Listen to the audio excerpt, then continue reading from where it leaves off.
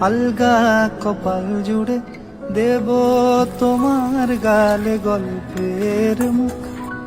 তুমি প্রচ্ছদে রং দেবে, শব্দে বরণ দেবে, গল্পে ছড়িয়ে দেবে গন্ধের সুখ।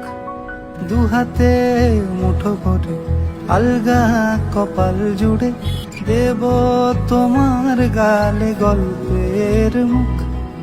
তুমি